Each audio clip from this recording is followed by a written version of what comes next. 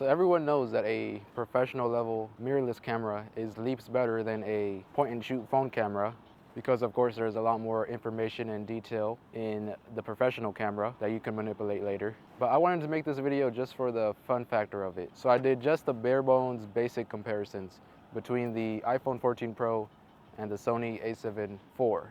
So that means just JPEG files, JPEG to JPEG, 4:3 aspect ratio, intelligent auto mode on the Sony, and just point and shoot mode on the iPhone 14 Pro.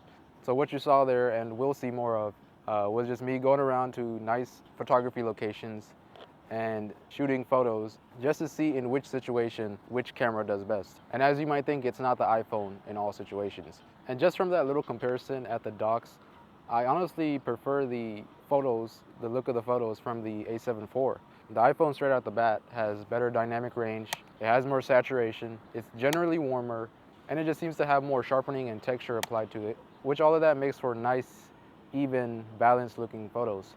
But at least for that scenario, however, I prefer the photos from the a7 IV. I use the Tamron 17 to 28 f2.8 for those shots, and while it's not as wide as the iPhone, it's still a really quality camera lens, and as you saw there, it produced some really nice looking photos.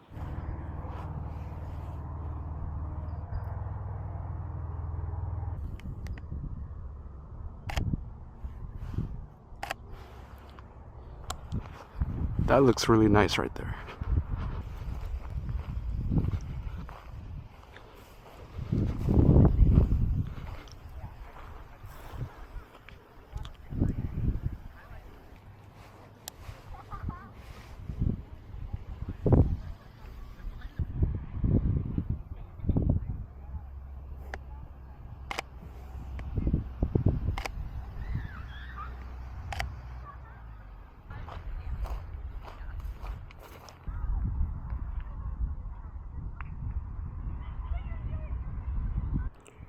Getting some good telephoto action here.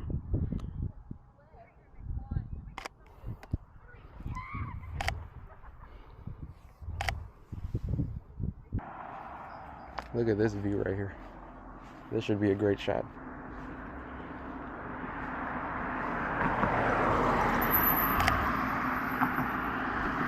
So I absolutely love shooting in those types of locations during a sunset because it's pretty much impossible to get a bad shot. And I think it's pretty safe to say that both cameras produce pretty nice photos, right?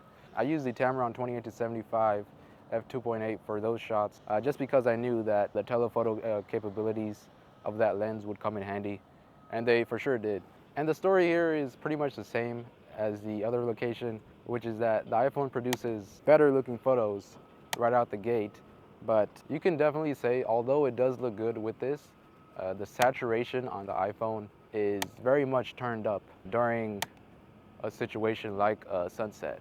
It's almost like they have something in the camera software that kind of turns up the saturation when it notices a sunset. Not complaining because, of course, the photos look really good. But to some people, me included, I think it's maybe just a tad bit oversaturated. And it really is just personal preference. Some people might say that the photos from the a7 IV are too bland and too boring compared to the iPhone photos. But I actually prefer, once again, the photos at this location from the Sony a7 IV. I'm actually surprised. I thought the Sony in this lighting situation, because it's kind of tricky, you know, especially for auto mode in some cameras to just brighten certain areas and really not even get like a decent picture. But the Sony did a pretty nice job in this location as well. It just has that nice, clean, simple, not too much going on, cool photo look that I really like.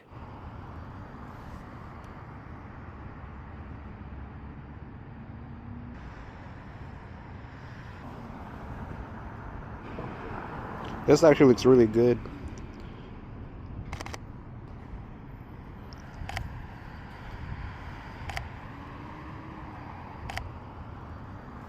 So just a few comparison shots at the local In-N-Out there.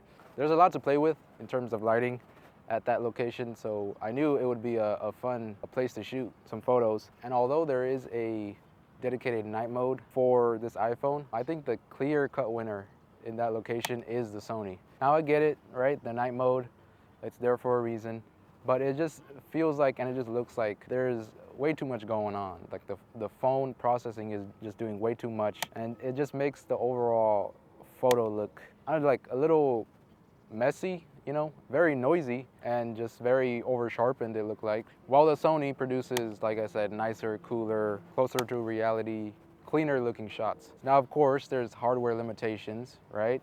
And I'm not telling anybody to get a $3,200 camera setup just to take photos, but this was just to point out like what you pay for, the quality of a professional level camera. So there it is, two extremely powerful tools you saw there. Of course, there's different purposes to both of these cameras, right? One does a lot more than just take photos, and the other one is, you know, an actual professional imaging tool. Like I said, this was just a video just to compare for fun what you can accomplish, you know, with an iPhone versus a professional camera. Like they say, the best camera is the one you have with you, right? And I think most people have an iPhone or an Android or something, and these now take extremely cool photos like you saw just now. But yeah, that's been it. Hopefully this video was informative, and I'll see you in the next one.